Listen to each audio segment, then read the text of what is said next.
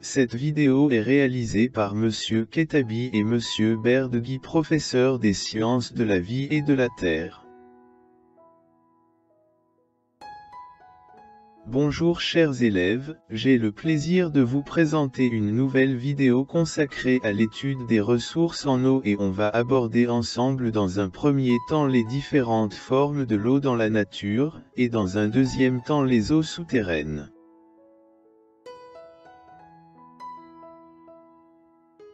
Et nous allons commencer par une introduction. L'eau est une ressource naturelle précieuse, car elle est indispensable au maintien de la vie de tous les êtres vivants. Donc, quelles sont les différentes formes de l'eau dans la nature? Quel est le devenir des eaux de pluie et de ruissellement qui pénètrent dans les sous-sols?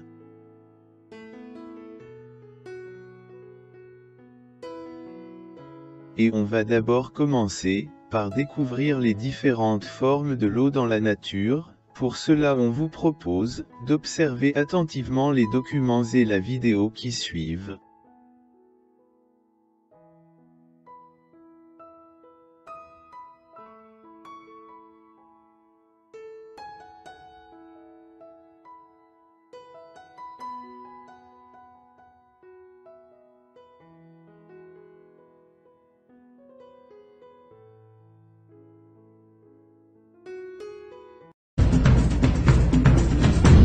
Pour l'eau douce, tout commence dans les océans, qui concentrent 97% des eaux du globe. Sous l'action des rayons du soleil, une mince pellicule d'eau s'évapore, laissant le sel à la mer. Elle commence alors son long voyage dans les airs, sous forme de vapeur d'eau, puis se condense en nuages. Lorsque les micro-gouttes qui composent les nuages ont un diamètre suffisant, elles se transforment en pluie ou en neige. Une partie de cette eau est emprisonnée dans les glaciers. Ils représentent aujourd'hui les 2/3 de l'eau douce qui existe sur la planète. Une réserve à laquelle nous n'avons pas accès.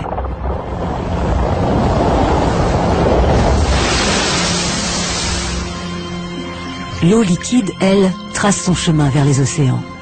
Sa force érosive, sur des millions d'années, lui permet de façonner une multitude de reliefs, de se frayer un passage même dans les roches les plus dures.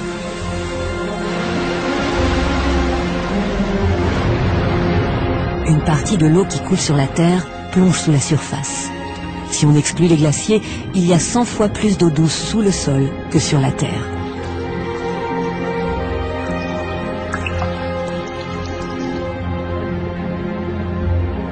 Le grand cycle de l'eau qui paraît si bien rodé comporte malheureusement un point faible.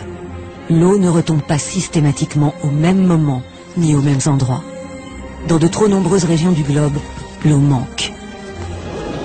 Ailleurs, les cycles climatiques alternent des saisons des pluies diluviennes avec des saisons sèches où il ne pleut pas. Les robinets du ciel s'ouvrent et se referment brutalement. C'est ce qu'on appelle la mousson. Sur un quart de l'année tombent les 3/4 des pluies, un moment de renaissance pour les hommes et pour la nature. Une partie de l'eau douce présente sur Terre n'est pas utilisable. Retournée trop vite aux océans, stockée sous la forme de glace ou dans des nappes trop profondes, elle ne participe plus au cycle de l'eau. Comme l'or noir, l'or bleu n'est pas inépuisable. À nous donc de trouver les bonnes solutions pour empêcher l'eau de nous filer entre les doigts. Alors d'abord vous basant sur cette vidéo et ces documents, essayez de répondre aux questions suivantes. Dites d'abord où se trouve essentiellement l'eau sur la Terre. Puis, déterminez les états de l'eau dans la nature. Ensuite, donnez une définition aux termes suivants. Fusion, vaporisation et solidification. Enfin, proposez une définition au cycle de l'eau. On passe aux réponses. A. L'eau se trouve au niveau des mers, des océans, des continents et de l'atmosphère. B. Les états physiques de l'eau. Liquide, mer, océan, rivière, lac, gouttelettes fines constituant les nuages. gaz, vapeur d'eau dans l'atmosphère. Solide, glace au niveau des deux pôles et au sommet de certaines montagnes. C. La définition de la fusion est le passage d'un corps de l'état solide à l'état liquide. La vaporisation s'effectue par le passage d'un corps de l'état liquide à l'état gazeux. La solidification est le passage d'un corps de l'état liquide à l'état solide. D.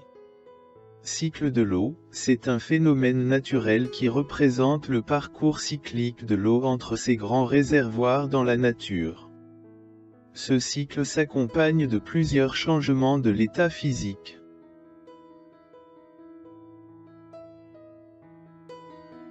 En conclusion, on a le bilan suivant. Dans la nature, l'eau est présentée sous ses trois états, solide, liquide et gazeux, et dans différents réservoirs, mer, océan, calotte glaciaire, nappe phréatique, fleuve, rivière, atmosphère. Sous l'effet de la température, l'eau se transforme dans la nature d'un état physique à un autre, et circule d'un réservoir à un autre. Ces changements d'état que subit l'eau dans la nature constituent ce qu'on appelle cycle de l'eau.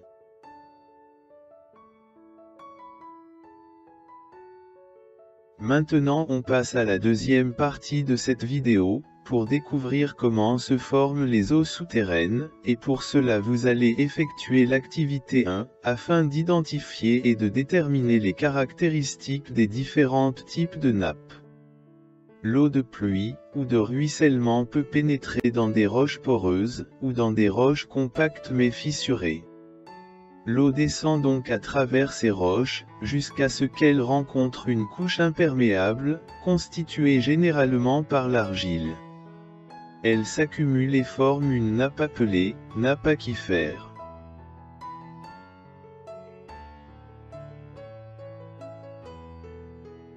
Le document 1 représente un schéma d'une nappe superficielle libre.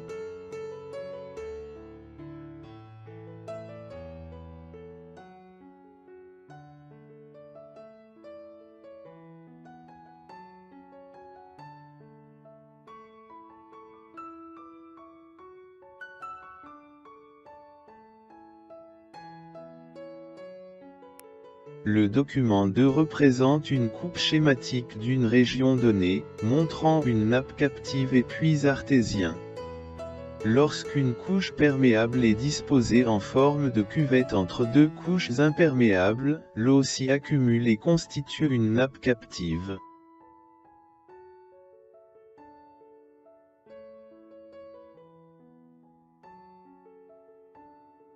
Question 1.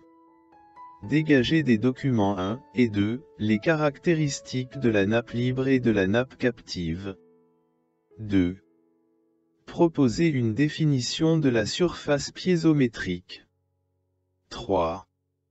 Le document 2 montre à la surface quand on creuse le puits, proposer une explication.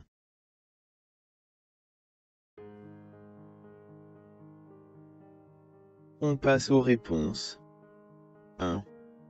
Une nappe libre est une nappe d'eau souterraine, dont le niveau supérieur peut varier, sans être bloqué par une couche imperméable supérieure. L'eau circule dans une roche poreuse perméable, qui surmonte des couches imperméables comme l'argile. Une nappe captive, on parle de nappe captive lorsque l'eau est emmagasinée dans une roche poreuse, et coincée en bas, et en haut, entre deux couches imperméables. 2. La surface piézométrique est la limite supérieure de la nappe aquifère. C'est la surface supérieure de la région saturée en eau, dans une roche poreuse. 3. Dans le document 2, l'eau jaillit à la surface, quand on creuse le puits. En effet, dans une nappe captive l'eau est sous pression.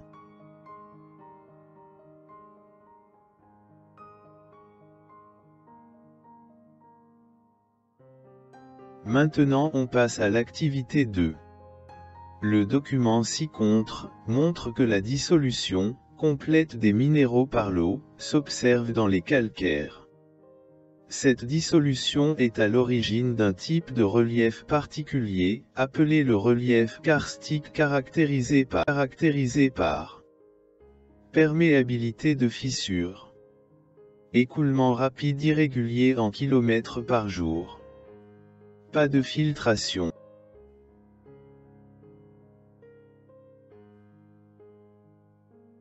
Question. Expliquez comment se forment les réserves d'eau dans les calcaires karstiques. En réponse on a. Dans le paysage karstique, la dissolution des calcaires aboutit à la formation de grottes et de cavités souterraines, où l'eau peut être stockée, ou peut circuler facilement. On peut même trouver des rivières souterraines.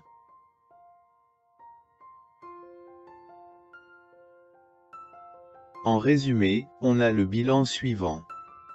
Les eaux souterraines contenues dans des couches géologiques occupent les espaces, fissures, pores des roches.